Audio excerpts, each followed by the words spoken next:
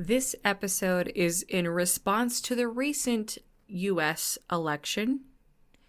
This is not going to be political, but as a Canadian, I feel it is my patriotic duty, or maybe not so patriotic duty, to speak on the realities of living in Canada. For all of you who are wanting or saying you want to relocate, I'm going to try and make this as humorous as possible because I'm here to try and lighten the mood. But there are some real things that we do face as Canadians that I don't think people really get or know about. So we'll see how this goes. This is the Lenora Faye Show.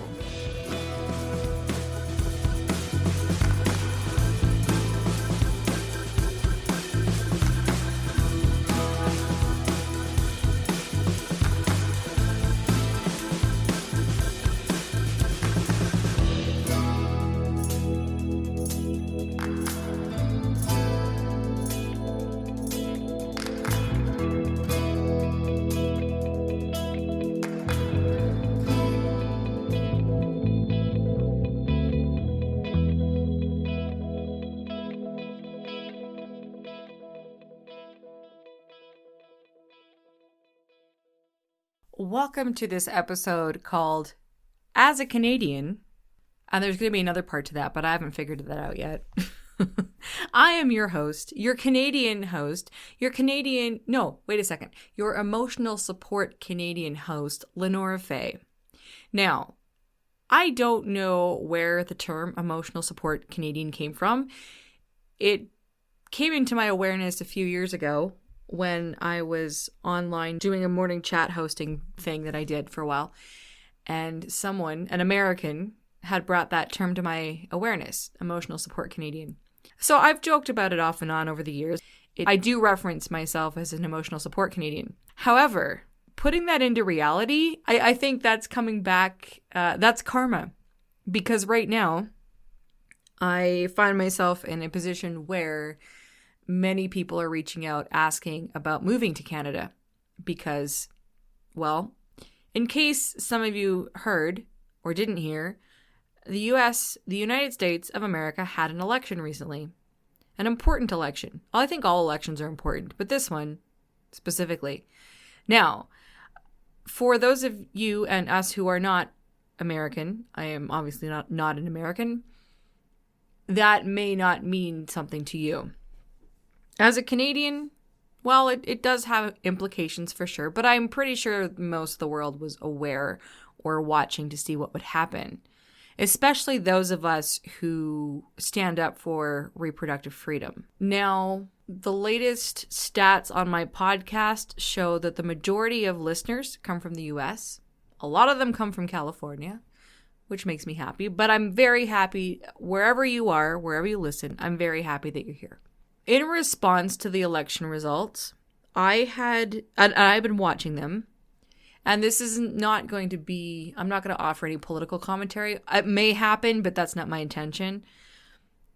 This is in response to my Instagram and responses to my posts and questions I was receiving, and many other Canadians and people saying, well, this is what happened. That's it. I'm moving to Canada. I think I'd responded a bit to that and then posted in my Instagram stories asking, what would you like to listen to on the podcast this week, which was actually last week. I'm a bit behind. I've had a lot to think about in this last week and even how to record this episode and how could I possibly keep it light?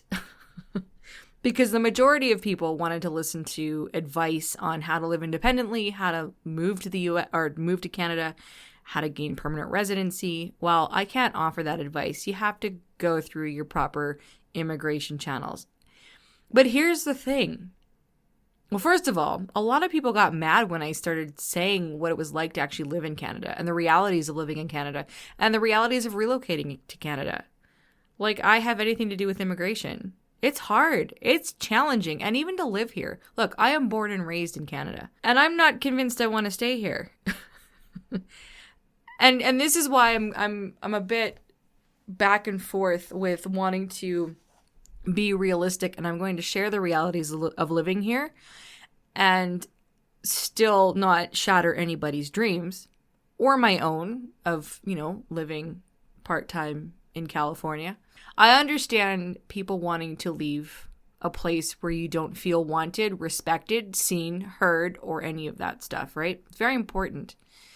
And people are scared, people are uncertain, and I understand that. I really do. This is not an easy country to immigrate to, and I'm not going to go into the ins and outs of how to do that. First of all, because it would be irresponsible for me to do so. You have to go to Canada.com and read up. It helps if you know French, if you're a French speaker, highly educated, and willing to live in a cold, remote area. So I started posting stuff like that, and a lot of people got mad and unfollowed me. Again, I have no control on the immigration policies here. But realistically, it's not going to be easy. For any of you who are halfway serious about doing this, you can always come here as a visitor on your passport for 6 months if you're American, but you can't work here. We have high taxes, not a lot. Okay, all right. Anyway, here's what I'm going to do, because this was the most requested subject. I am going to tell you in a funny but also serious and real way of the realities of living in Canada. Things for you guys to consider. And I'm going to present it in a way that's humorous, but again, very real. And think about it, okay? For the legal stuff, the immigration stuff, you're going to have to do a heck of a lot of research and probably do a lot of things to get qualified. That's the reality of it. It's no different than me wanting to go to the US, okay? Especially, you guys will have to help me make this podcast super, super famous. So Lenora Faye becomes super, super famous. So I qualify for an artist visa. Therefore, I can go live and work in the U.S. I can stay in the U.S. as a Canadian snowbird for 6 months out of the year, but I just can't work there. So if you guys help me make this podcast really, really famous, then I can move to the U.S. And maybe you can take my spot in Canada. That's not how it works, but I'm just saying. I have traveled to the U.S. several times, and here's my observation, which I want to... Now again, I realize this is geared towards Americans, but for any of you that are listening who are outside of North America and or just want to be entertained and you don't care about coming to Canada, please stick around and listen. It's just good to know. So my number one recommendation for anyone who does want to or is thinking about, again, I don't know how serious you are, thinking about relocating permanently to Canada for whatever reason, or going to attempt it, this is my number one thing to consider. Or maybe there's 5 things, but it's all the same thing. You want to make sure that your favorite restaurant that you absolutely love, your favorite brand of food, your favorite brand of shampoo, your favorite brand of makeup, all the things that you love in your daily life, okay, even your brand of toothpaste, make sure that it is available in Canada. I don't think people understand that this country is very limited. We don't even have the same kind of Netflix that America has, okay? I can't tell you what we have what we don't have that you have, but all I know is our Netflixes are different. What's available on, well, we don't have Hulu. We have Disney Plus if you want to pay for it. That has some Hulu shows. The TV shows, just the basics, forget toothpaste. The TV shows that you guys like to watch on your streaming services, there's a possibility that we don't have them up here.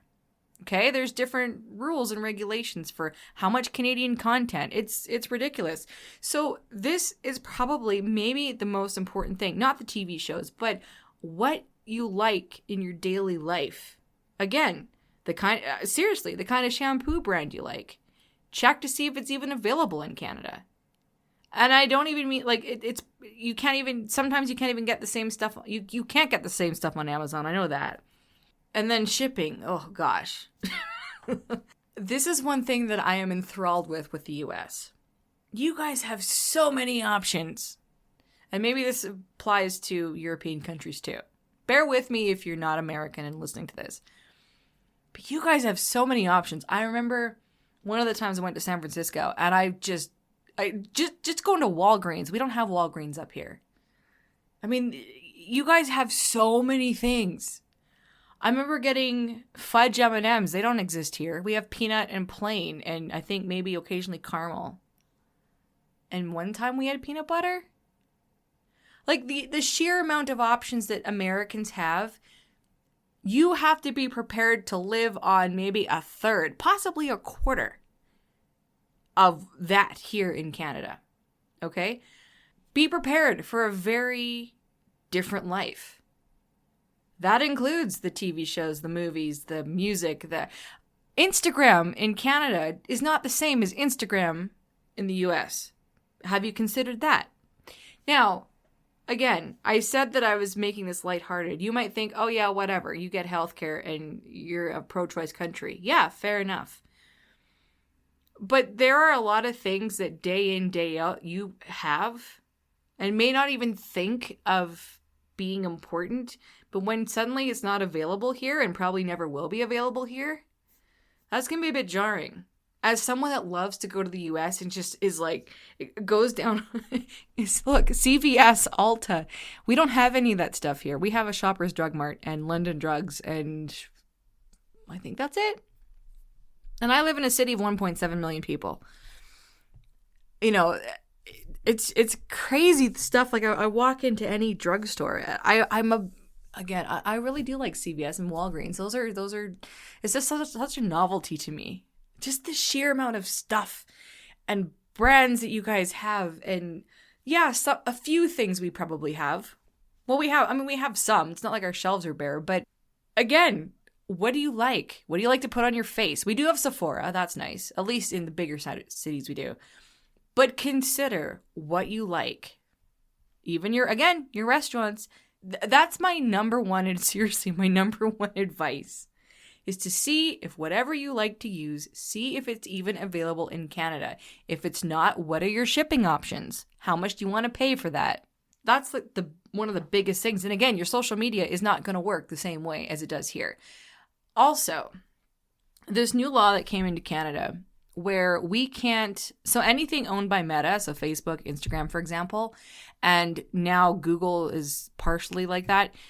Any news links that from Canadian websites, news organizations you cannot post or they cannot be shared. We cannot view news related anything on Instagram, Facebook, and Google hides that stuff too. So a lot of times my American counterparts will post something and I see not available in Canada. If you like watching clips from, let's say, NBC or ABC and you live in Canada, a lot of times your YouTube will say, video not available in your region. Again, do you want to live that way? Americans, you guys whether you utilize things or not, you have so many options. Also, gas is a lot cheaper in America than it is here. And I live in an oil province. So think about that. What are you willing to live with less? Seriously. Which comes to money. The US dollar is worth 30% more than the Canadian dollar. And I said this on Instagram. I said, would you be willing to do your job for 30% less pay? Higher taxes. Yes, we have basic health care here. You still pay for dental and eye care and prescription stuff, you know.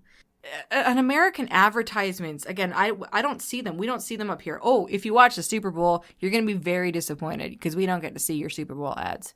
Maybe a month later on YouTube, if they're available, if we have the licensing to see it. Super Bowl in Canada, not that exciting. Also, sports teams in Canada. Look, we love our hockey. We have Canadian football. Sorry, Canada. NFL makes a way bigger production about that. I mean, you can watch NFL games here. That's not a big deal. Maybe you're like, I don't care. That's fine. I don't watch sports. I could care less. It's a very different vibe up here. We like our sports, but we don't like, I'm going to say that we don't like anything the way Americans like stuff. Which may or may not be a bad thing, but I'm, again, constantly enthralled by the production value you guys have. It's just incredible. So, things like cell phone companies to choose from, internet, anything telecommunications. We've got like 3 or 4 services in the entire country. I just think blanket across, any of you that are seriously considering, do your research, do a comparison. And this is serious at this point. Do a comparison. All the things that you have access to or are expecting in your day-to-day life, everything from the power company you have to your cell phone to your streaming services, again, to your toothpaste, skincare, car insurance, car, whatever. Do a comparison to see if it's even available here or what your options here or what you'd be expecting here, because I can tell you it's going to be quite a bit different. So just consider that, because that's the reality of living in Canada. Also, second most important thing out of all the things that I've listed, that all fell under one category of, is it available in Canada? Be prepared for no. Second thing, what's the coldest temperature you can handle? Now, I did have a conversation with a few people who are living in colder, cooler states. And considering that everything in Canada is north of wherever you live. And you get bonus points if you're willing to relocate to a rural area. Now, I live in a big city. I'm from very small town northern Alberta, which was cold, but we're not talking quite Yukon cold. But still, if you come from a place where... Now, also keep in mind, we don't deal in Fahrenheit. You have to learn Celsius. We speak in Celsius. We use British English. We speak French as a second language. I don't speak French, but I had to learn it in school to a point. So everything we have on our labels is in French and English. Everything is labeled that way. We drive in kilometers and walk in kilometers. We don't use miles. So things are different that way. So anyway, back to the temperature. My Fahrenheit, I'm not super up on my Fahrenheit, but if you are, let's say, if 40 degrees Fahrenheit, 40 Fahrenheit is cold for you, what is 40 Fahrenheit? Let me see here. 40 Fahrenheit to Celsius. Oh, 4 degrees. Okay. 40 degrees Fahrenheit is 4.4 degrees Celsius. That is the high it was here where I live today. That is like balmy in February. Seriously. So let's say if you think 40 degrees is cold. Now we generally wear coats, but a lot of people wear bare legs. I wear like summer dress in that weather and put a denim jacket over it, right? But I'm built and climatized to cold weather. So if you can't handle anything, if the thought of anything below 40 degrees Fahrenheit makes your skin crawl, not just because it's cold, don't come here. There are places where that's going to be everything's going to be colder than that. I think maybe the West Coast is like Vancouver. That will be a cooler day. But you got to be prepared for some cold weather, people. And snow. And where I live, the Canadian prairies, or pretty much anywhere, be prepared for if you don't have a garage, be prepared for your car to be covered in ice and you scrape it off. Like, again, if you're from warmer climates, southern states where you don't get snow, or if you do, it doesn't last very long, you got to think of how cold you want to live. And for longer periods of time. So consider that. Because, look, people do it all the time. It's not the end of the world. But do you want to deal with that? I don't have to worry about it being too hot. I don't think that would really... Check the temperature of where you're looking for. Also, too, it's really interesting because I think, when I think of the States and I think of all the major cities, all the possible places. Now, of course, I know that there's certain places where there's not a whole lot of options within each state. We operate in provinces and territories. I would be assuming that none of you listening want to go to, let's say, the Yukon or Northwest Territories, or none of it. Those are our very north territories, where beautiful in the summertime, not many places to live. It's, quite remote. And very cold in the wintertime, and quite dark, obviously, in the wintertime. You don't have very many major cities to choose from here in Canada. Yes, we have a very large landmass. A lot of it is uninhabitable. And for major cities, realistically, compared to what you guys would be used to, and I realize that not everyone who's listening is from a major city, but I feel like the States, you have 90% more population than we do here. We only have 38 million people in this country. And there's a lot of space. But when I think of major cities to choose from, you've got Toronto, which is very expensive out east. You have Vancouver, which is also, I think those are the top two expensive cities. So one's on the West Coast, one's out east. You have Montreal, which is French, so do you speak French? You have Calgary, where I live. Calgary and Edmonton. Those are both in Alberta. And these are prairie cities. I live in Calgary. I don't think any of you would want to move to Saskatchewan. That's like a North Dakota, South Dakota. I went to college in Saskatchewan, actually. Worked for an orchestra there in college. In Moose Jaw, Saskatchewan. You can't get more Canadian than that. Manitoba, there's Winnipeg, but you might have a chance of getting permanent residency if you agree to move to Regina, Saskatchewan, or Manitoba, or Winnipeg, Manitoba. Maybe Saskatoon. Some of you might like Saskatoon. Those are really, really prairie. And what am I missing? I'm not going to even talk about the East Coast. That's a different language. I feel like I'm missing something, but not really. See, there you go. Canada in a nutshell. Choose from 7 or 8 places to live. The rest, there's a lot of different small cities, nice cities, beautiful cities. But bottom line, people, is you have to do your research. Don't just assume that Canada is a utopia, because it is not. It's not. And I don't know how happy this is going to come out. This isn't really lighthearted. I've been in a weird mood. Not in a bad way, but this whole thing has made me think. And having so many discussions over the last week through my Instagram after being kind of MIA on social media for a while, and then people getting mad at me because I'm saying, oh yeah, everyone can come to Canada. It's easy, blah, blah, blah. It's not easy. It's not even easy to live. And I'm saying this as someone who's born and raised here. And now I'm in my 40s and realizing I need more opportunity for myself. And I'm not convinced that it's in this country. Again, there are many good aspects about it. It's relatively peaceful. Yes, we have our problems massively. You just don't hear about them as much because there's not as many people. But it's limited. Ultimately, I'm an artist and entertainer, and it's very, you have to be really, really practical. A very practical person to thrive in Canada and want to stay here. And I've said this before on the podcast, and I'm really starting to understand what that means. And it makes me sad in a way, but I am someone that always wants to create as many opportunities for herself as possible. And I just don't feel that this is the country for me ultimately. And, so I'm open to other options in North America because that's as far as I want to go.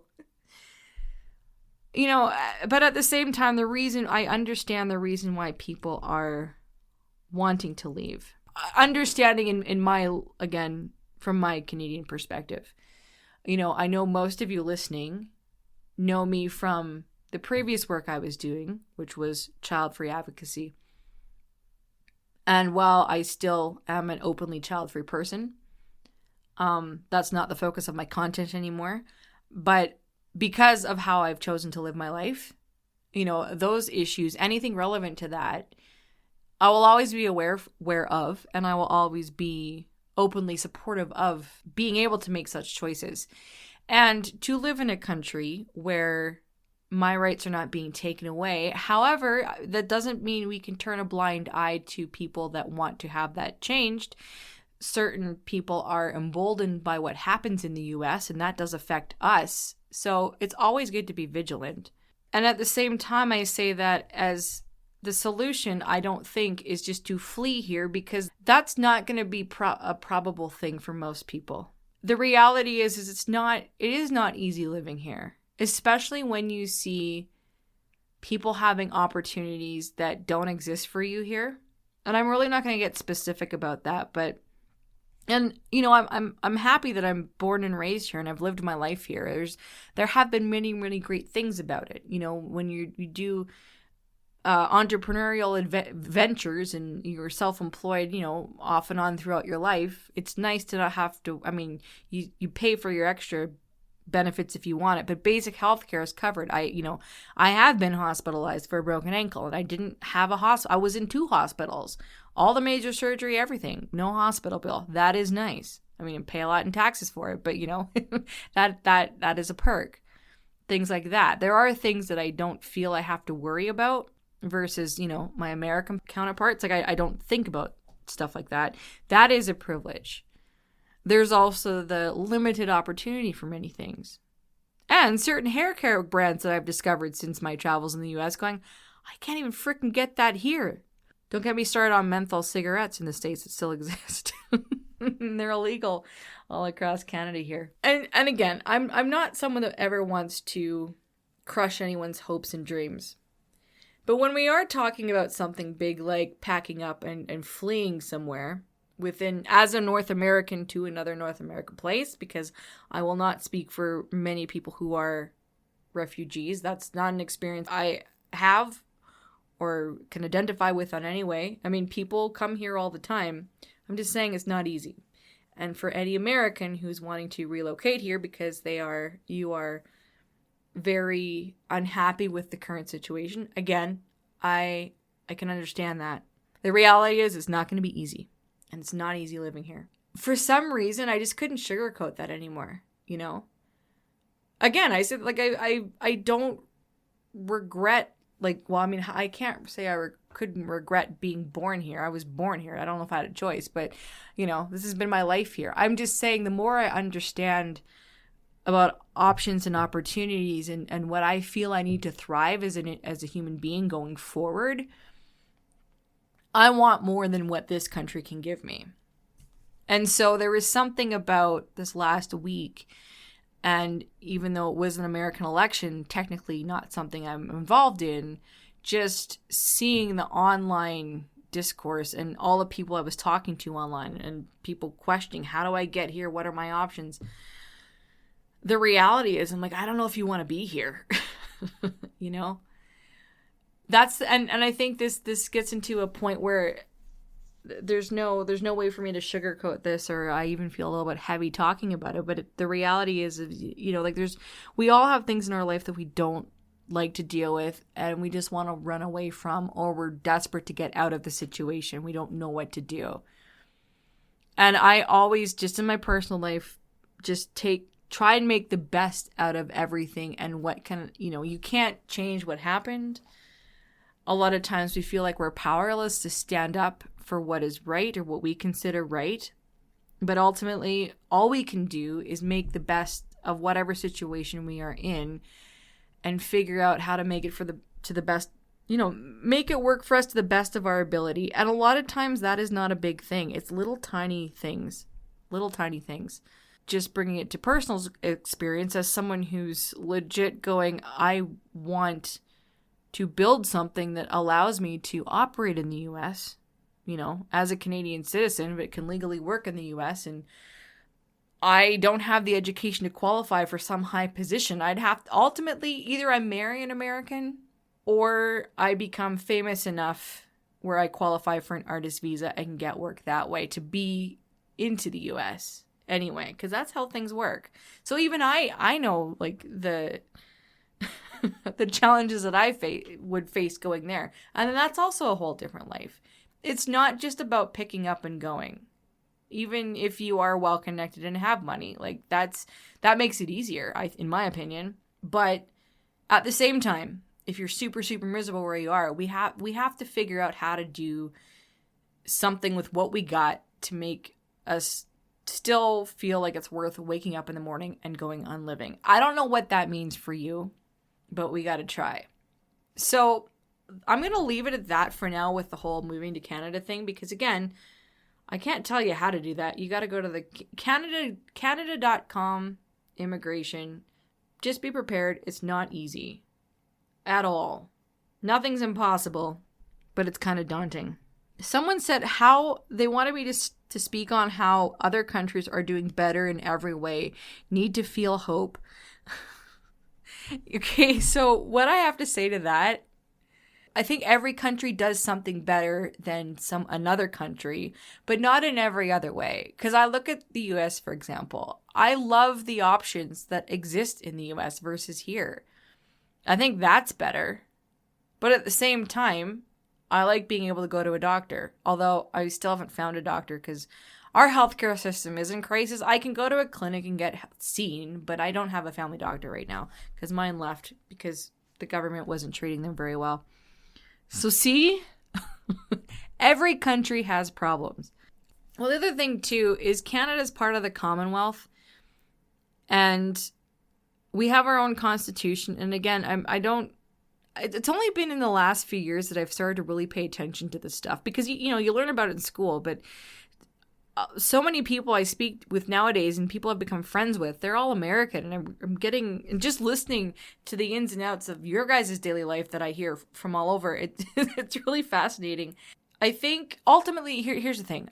Most of the Americans that I've met, I really like. I like when I'm in the U.S. Now, again, I've only gone to places like San Francisco, and I've been to Denver. I've been to I love Boulder. Denver is very much the same as the city I live in.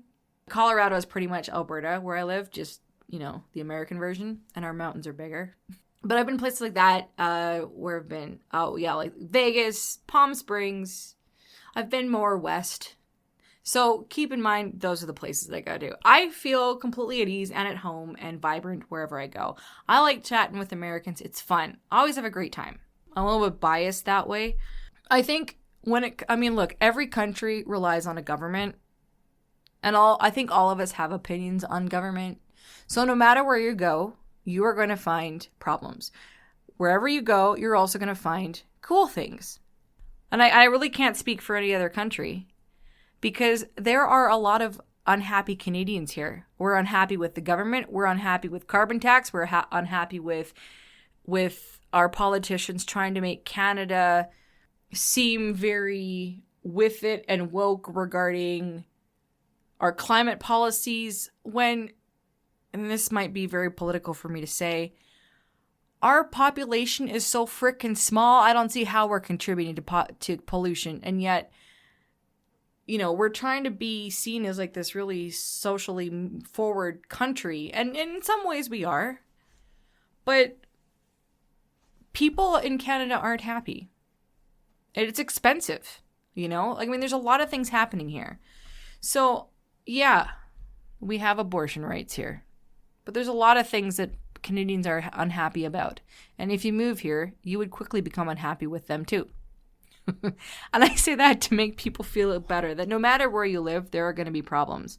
And I think, when we're, and now I'm just getting general again here, but when we're scared about things, and I say this also on a personal level, when we're scared about things, something that helps me is to try and understand a bit more. Understand, like for me, I'm at the point now in my life where if something is scaring me, I'm like, okay, why am I scared about it? And I'm not talking about the stupid things like moths. I hate moths still. I refuse to get over that. But, when it comes to, okay, look, media is very fear-mongering, right? There are a lot of things we see and hear on social media and all over, and we're listening to people's opinions. And all I will say to any of you who are scared for whatever reason, I don't need to know why. Some I will probably know why. But what was my question? I was going to ask you a question. Oh, how far have you researched? How far have you read? And I'm not just like talking about opinion pieces. I think the question, again, as a very broad question, what are we all afraid of? And find out. And I say that just to get the ball rolling because, a lot of times shit happens that we don't like. And we freak out and we panic and we're trying to figure out how to run away from it or fix it or well, really, usually we can't fix it. But it's like, what do we do? But let's get all the information. And again, real information, or as real as you can get it. And I don't mean going on Facebook or even getting your relative's opinion. Like, what are the facts for where you are and why you are afraid and what's making you want to flee? And I'll just leave it at that. And I say that because the more information, the more true information we have on something, then it makes it easier. Like, get it to a point where it's enough so you have some answers, can calm yourself down a bit, and then figure out what's the next right move for me. You know? You start there because, again, we all get into blind panic sometime. It's human. And then we start envisioning or trying to figure out what to do, and just dig ourselves into bigger holes and become more depressed. You know? And I want us to avoid that. So find out what's frightening you. It's probably not something that can change overnight, but we work through it and figure out, okay. And if the answer is, I think I need to move to Canada, well, then hire a good immigration lawyer. Figure out what your options are. That's all you can do. And then do something about it. Right. That was a tangent on the how are other countries doing better in every other way. That's up to the individual. I think countries as a whole, we lump it in with government and how people work, but really, if you think about how people live day in and day out life, truly, we're all of us are looking for an improvement. We just make the best with what we have, and none of us can base our happiness on any kind of government at all. I never have. You know, you guys go, oh yeah, you have Justin Trudeau. I've never voted for Justin Trudeau. I don't care how hot you guys think he is. Yeah, there's more questions. How-tos on moving to Canada. I can't live in the U.S. anymore. Well, like I said, you got to do your research on that one. There was a couple things here. This one is very specific who sent it, and I know you're listening to this. The story about the threesome you hinted about on your podcast. Okay, so what episode was this? This was a few episodes ago. I had hinted about I was going to do a Thanksgiving episode, a Canadian Thanksgiving episode, because in Canada, we celebrate Thanksgiving in October. By the way, if you guys are married to your holidays and you want to move to Canada, see if we celebrate it or when we celebrate it. Christmas is the same day, but Thanksgiving is different. And yeah, there's probably other ones. And I had hinted on one episode somewhere about how I was going to maybe tell a story of my Thanksgiving threesome that occurred when I was in San Francisco, which in October a few years ago, which happened to fall on the Canadian Thanksgiving. So for a second, to make you guys feel better, I briefly thought about telling that story, but the thing is that story falls into the category of way too salacious and awesome for a podcast. You guys will need to read my memoir, which you will have to buy at some point whenever I decide to finish writing this thing. That's a story that is too good for a podcast. That's like an OnlyFans episode or a Patreon episode or like a premium content episode, because I've decided, I'm going to tell a lot of stories about my life and things I've observed and, ways to entertain, as a form of entertainment for this show. But there are some very intense stories to do with my religious upbringing, with sex, with my mom's death, many other things that is more deep, pardon the pun with the sex joke, and intense. And the podcast, it's not enough to put it on like that. Yeah, there's a lot more commentary on that, but it was a good time. I'll give you the Cliff Notes version. So I was the last time I was in San Francisco, 2022. I was there for a week. And that was when I was really starting to fall for my boy crush. And I've referenced my boy crush in the Pasadena episode. He's still my boy crush. Anyway, I was really needing an outlet, and I was having a good time and wasn't thinking about hooking up with anybody or anything. I was just, solo in San Francisco for a week.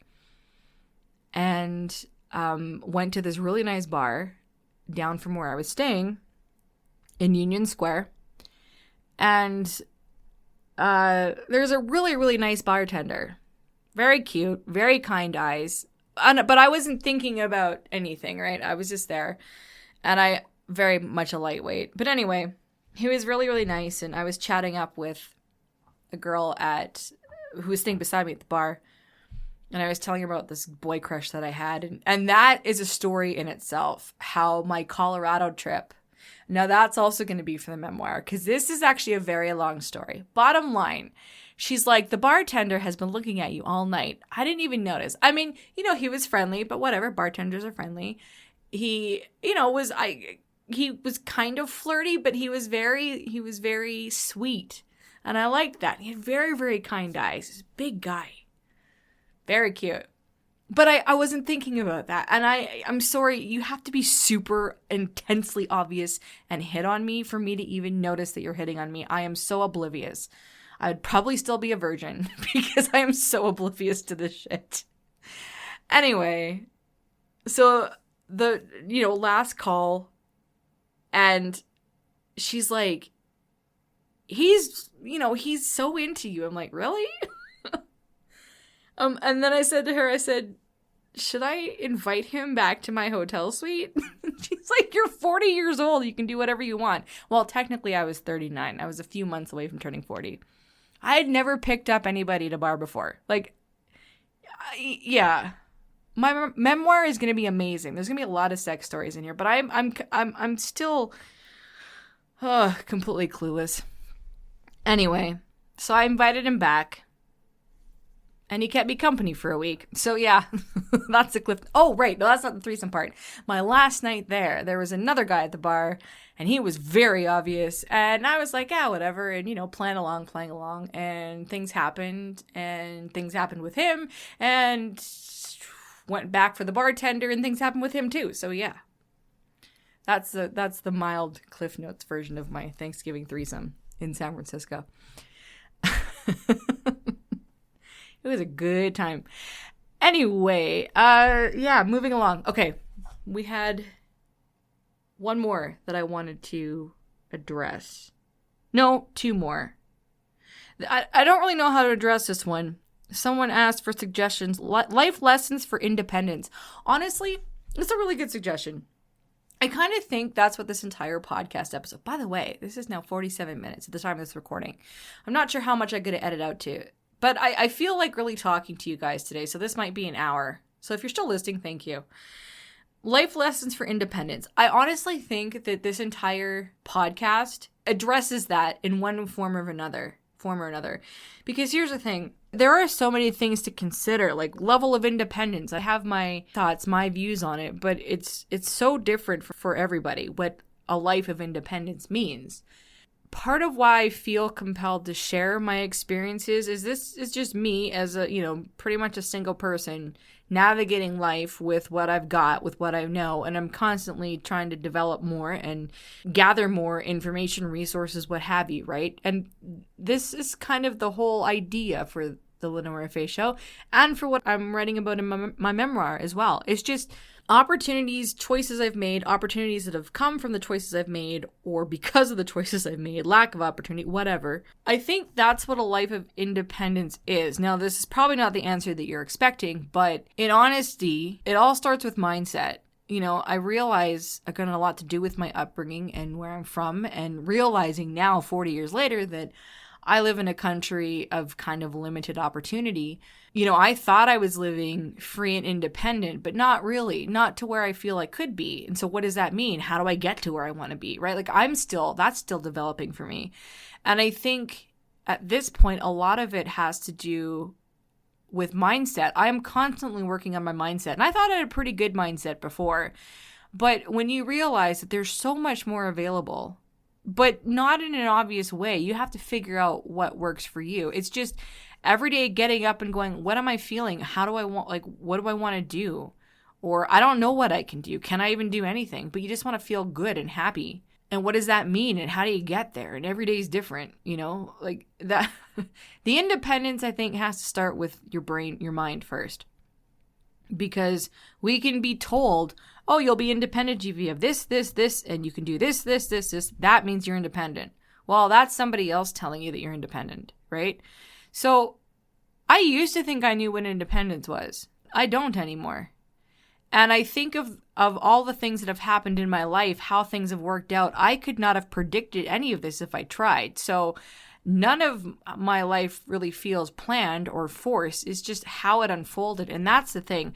Every single one of us, whether we're single, attached, whatever, doesn't matter, wherever we're from, our life is unfolding specifically for us as individuals. And I've come to appreciate that. It's scary as hell, to be honest. But I'm starting to understand that's kind of the point. Not the scary part, but that it really does unfold individual to us. And we can fight against it or accept it. And that's something I'm starting to, as I'm telling you guys these stories, these experiences, I'm starting to see that and understand that more. Oh, this happened. This is how it evolved. This is how it unfolded. This is how I've evolved from that experience. And I'm going, half the time I'm going, oh my God, I never even thought about it that way. As I'm telling you guys a story. So lessons for independence. It's making a decision. It's making whatever decision you can make for yourself in that moment and see where it leads, see how you feel and be honest about it and see what your options are as things progress. That's really the best any of us do. Because I never would have imagined, my daydreams of adulthood when I was a child. I mean, none of the technology that I used existed back then. So you can't anticipate what's coming down the road, right? And you can have fun with that to a degree.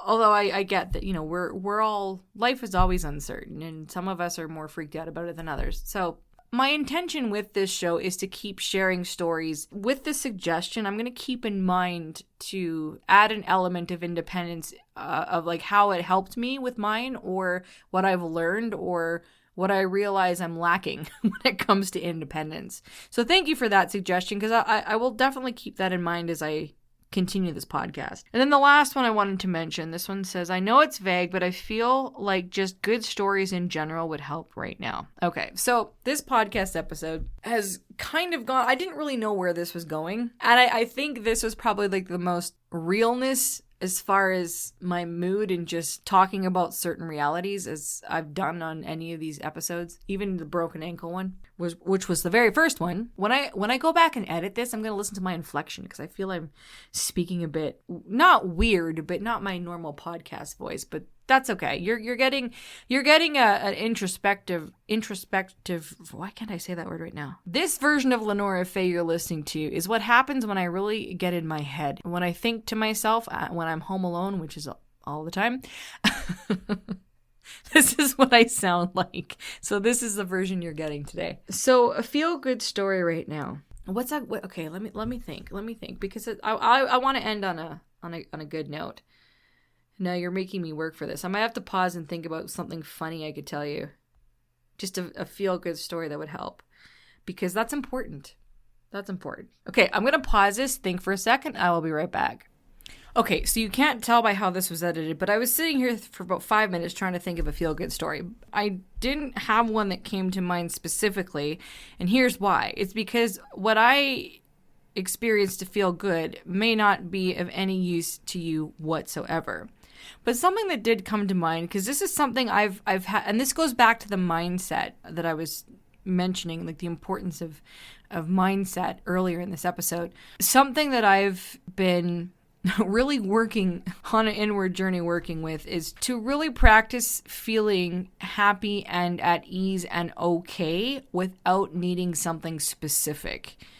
And I'm a pretty upbeat person, an optimistic person, but I've learned in the last couple of years how much I rely on my outer world to look great, to feel really happy. And then when things are up and down, I go, ugh, I don't like this feeling, right? But what fuels me underneath is I know that things always do somehow work out. As I've gotten older, that hasn't been enough. I'm like, I have to learn, or I've decided I wanted to learn how to feel good and okay and to feel, I'm not even going to say happy. I'm going to feel nice, like to feel inwardly nice. Not nice as in nice to other people, but I like how I feel inside, regardless of what's happening temporarily around me.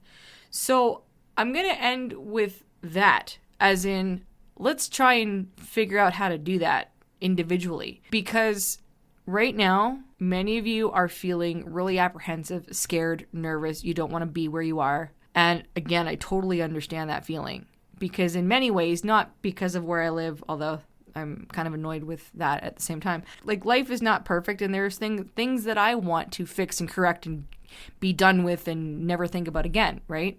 But part of something that I'm personally working on my own evolution is to feel good inside, and without getting all esoteric and stuff, I want to have good experiences. I want good experiences to materialize around me where I'm at with what I've got to, give me more opportunities, all that stuff. And I don't have a specific vision of what that looks like.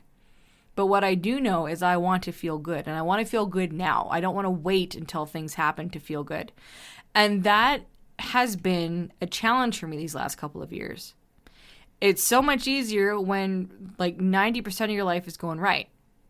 And then when only 10% of your life feels like it's going right, it's like, oh, I've been kind of faking it. I've been faking my happiness. Now, do I have a specific suggestion on how to get here? Because I honestly do believe that we all can have good lives, and they are going to be different than what we may have anticipated.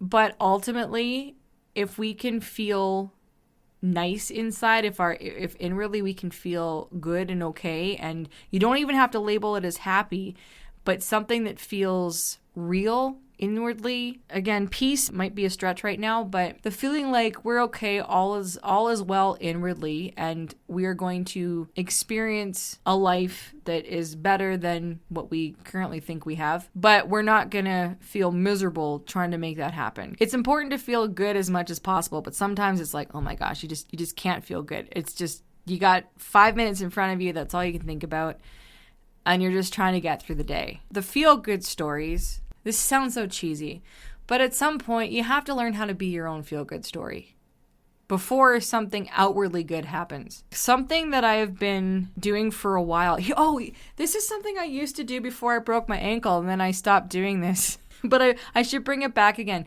This is an example, and then I'll use one that I currently use.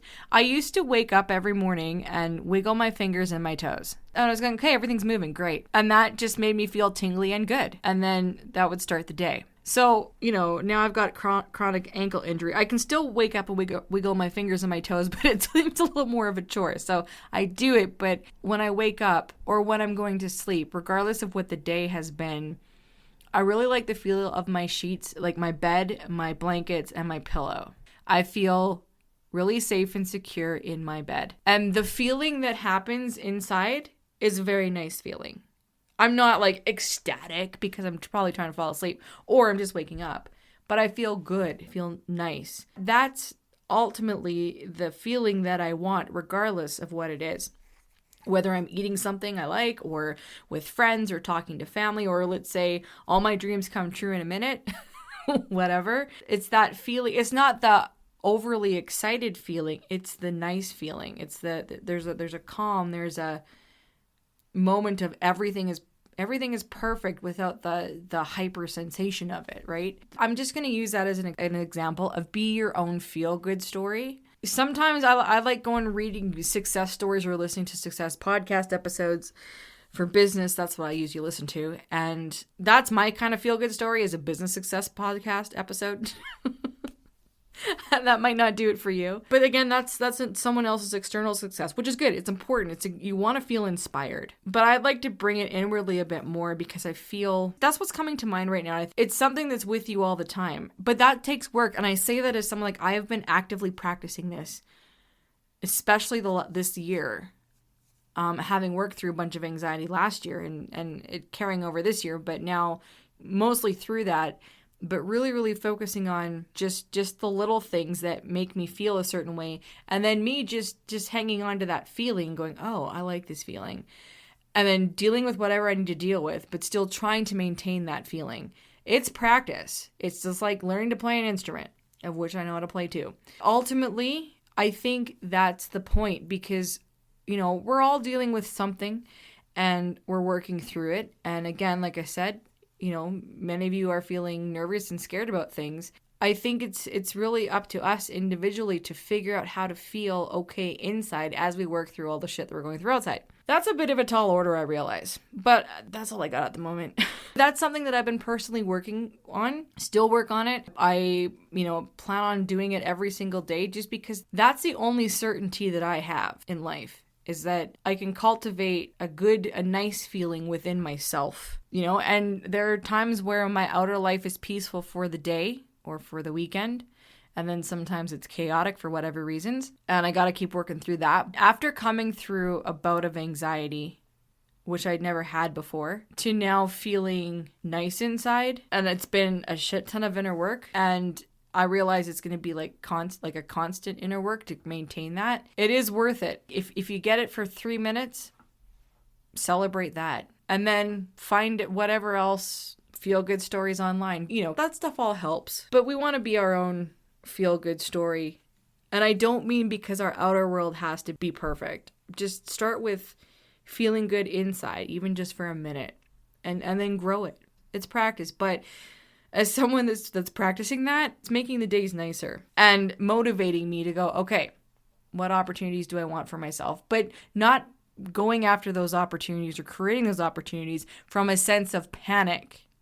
Because if we all want to have nice lives in Canada, if you want to have a nice life in Canada, don't try to create it out of a sense of panic, because you're just going to bring your chaos with you. And on that note, thank you for listening to this podcast episode. This has been a long one. I hope you got something from it. I really enjoyed talking about this. It's not that I feel better. Oh, I said what I said, and I stand by what I said. If you have any questions or concerns, feel free to leave your comments wherever you're listening to this.